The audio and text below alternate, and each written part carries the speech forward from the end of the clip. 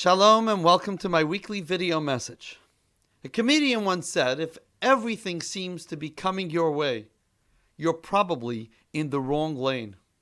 In this week's Torah portion, B'Shalach, we read that when God split the sea to let the Jewish people pass through and escape their Egyptian pursuers, he opened 12 lanes, one lane for each tribe. While God could have opened one wide lane and let all the people pass through together, God chose, however, to give each tribe its own lane. But why? Why did God need to make 12 separate lanes? Why couldn't the Jewish people all pass through together? When I was studying at the Rabbinical College of America in the mid-90s, we had a guest speaker, Chesed Halberstam. Chesed had helped the Rebbe's wife, Rebbetzin Chaya Mushka Schneerson, with household tasks and served as her driver. He shared the following beautiful story with us. Once, when they were going out to the park, there was some road work on their regular route, and they needed to take a detour. As they drove along the parallel street, they heard the sound of a woman screaming in Russian, and when they stopped at the next traffic light, the Rebbetzin said, "I heard a woman screaming. Can you go back and see what that was about?" So Chesed drove back, and they saw a woman standing on the curb and weeping. Near the woman were workers who were carrying furniture and household items from a house and loading them onto a truck belonging to the county marshal. At the Rebbetzins' request, Chesed parked behind the marshal's truck and went to learn the details of what was going on. The marshal explained that the woman had not paid her rent for many months and was being evicted from her home. When Chesed reported back to the Rebbetzin, she asked him to go back and inquire from the marshal how much the woman owed and if he would accept a personal check.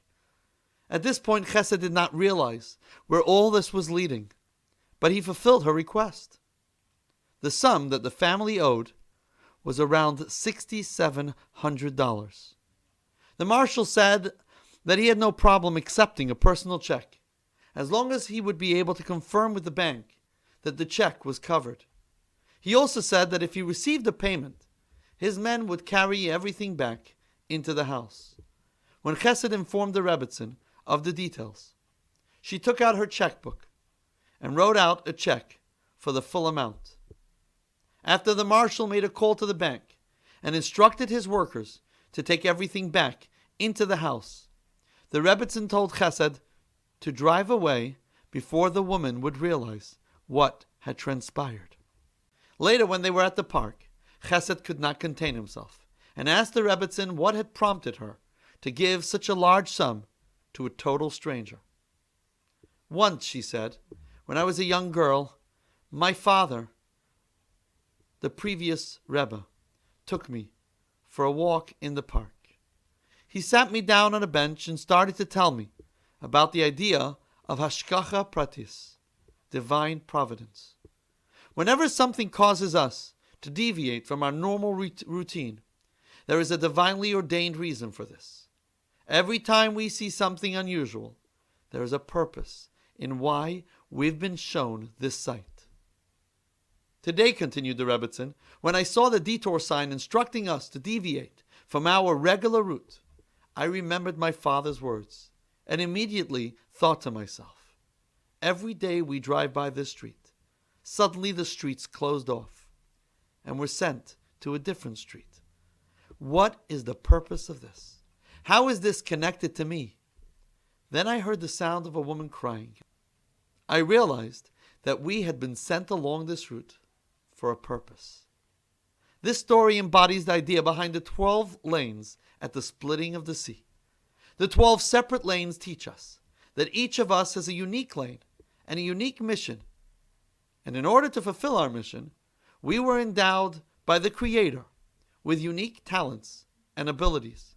And that wherever we find ourselves in life, especially when we find ourselves in an unexpected place, like the Rebbetzin, we must remember to pay attention to our lane and realize that we were brought here because an opportunity for a specific mitzvah awaits us, one that only we can fulfill.